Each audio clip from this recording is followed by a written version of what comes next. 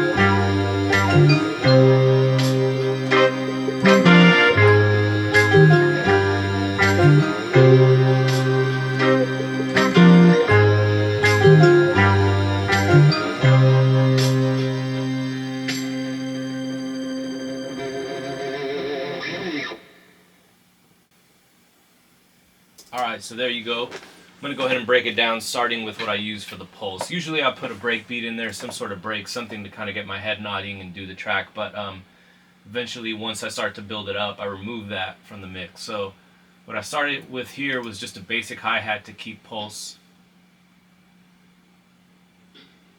Put some space echo on it.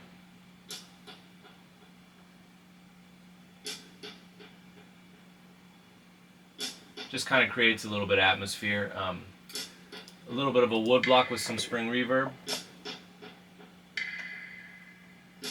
Eventually brought in a tambourine. All those tambourine and wood block hits on the 2 and 4 I think could be cool textures when you put another snare on there. Tried to leave it all super sparse for somebody to add stuff on top. None of this is too intrusive, but definitely creates a little pulse. And space echo just makes everything better. Next thing I added to the groove was the bass line. The bass line is just a DI bass, no amp, no anything, no processing, as you can see. I wanted it to sit right in the mid-range and have a little bit of low end, but not too much where you couldn't do anything on top of this. So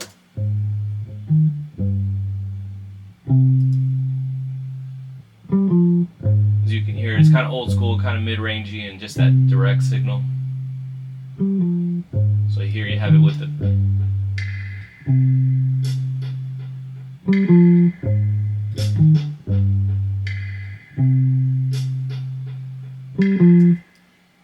So that's kind of the nucleus of it all, and just kind of what's all underneath. The main thing you hear, the main melodic element, is mostly piano, as you can see here, vibes, vibraphone, and glockenspiel. I'm going to start that and just see how you hear all these textures coming together.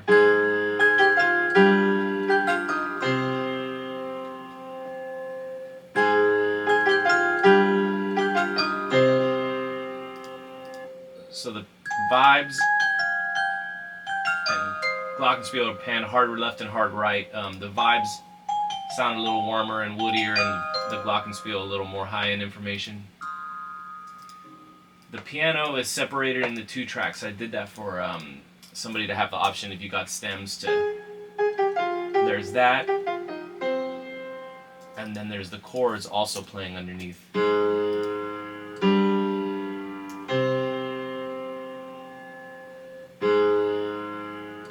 So there's not a ton of processing. All I did on here was use this awesome radiator plugin from Sound Toys to just add a little bit of dirt to those chords.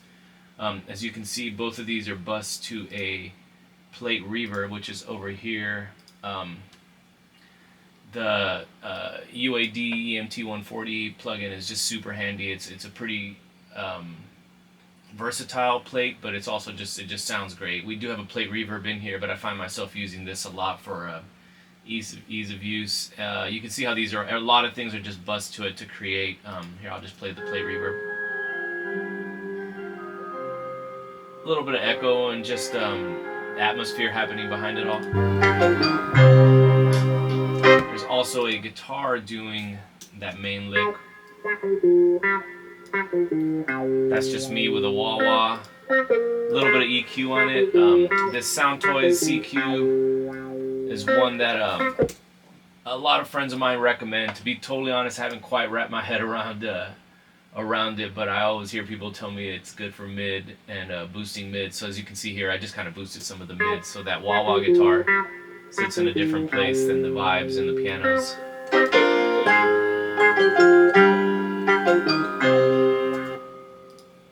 Now those chords that are answering that melodic thing also have some VST horns here that I use. I add a little bit of decapitator here just to kind of give them some grit. They're not really supposed to stand out too much, but just kind of feel like there's horns back there in the background, so you can hear this response here. Here are the horns. It's mainly trumpet.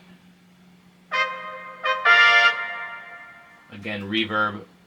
You can see how I kind of EQ these a little bit, rolled off the top end so they don't stand out too much. Boosted the mids. Shout out to Logic plugins, all in the box stuff. That's pretty awesome.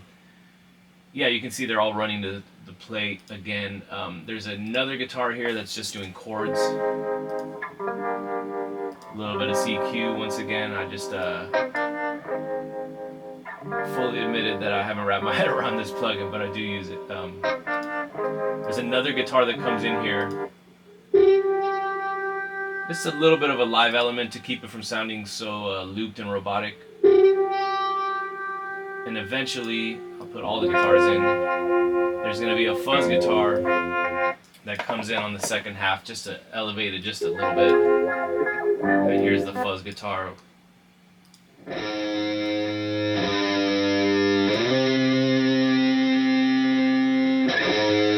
a big fan of fuzz guitar, and that always kind of seems to add the right texture.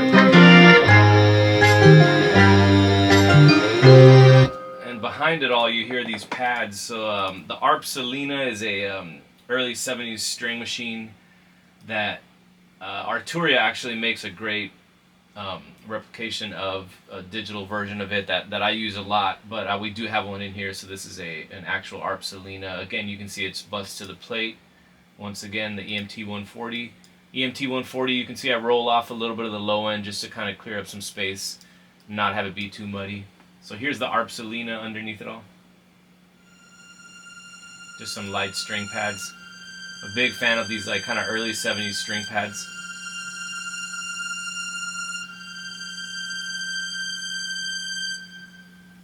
And then the secret weapon of a bunch of these is have this instrument called a Gitorgan, and it's exactly what it sounds like. It's a guitar that was modded. These are made in the early 70s to sound like a transistor organ. It's almost like an early version of MIDI or VST. So it has a bunch of switches on there where you can control, almost get different kind of variations of a transistor organ. It's a completely different beast to play. It does not react to your hand that's plucking. It reacts to your hand that's on the frets, and it's very sensitive. So if you move just a hair, it'll actually switch to the next note. So you're going to hear me taking a couple of L's on this one. I left them in there because I kind of wanted the thing to feel live.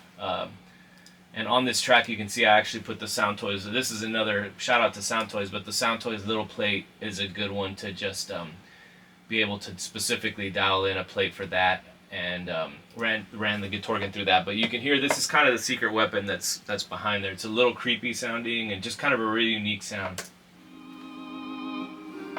I use it with a volume pedal, so you can hear these swells. You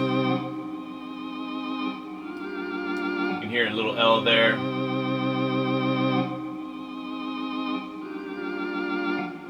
Minor L there.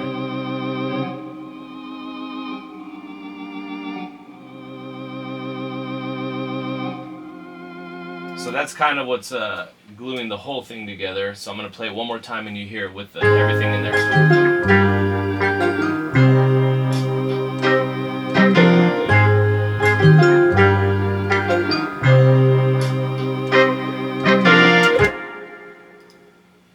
So yeah, that's walking through almost everything. As you can see, not a ton of processing on this one. Most of the processing, honestly, was running this to a tape machine and the tones that I was actually getting off the instruments into the track. I did, on the master bus here, put this Ampex tape machine. I think it kind of glues everything together. It just adds a little bit more warmth to the mix. So that kind of goes on the final mix bus. So yeah, I hope you all enjoyed it.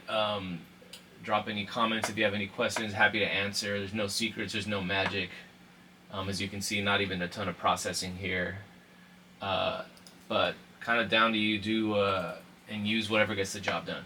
So thank y'all for listening.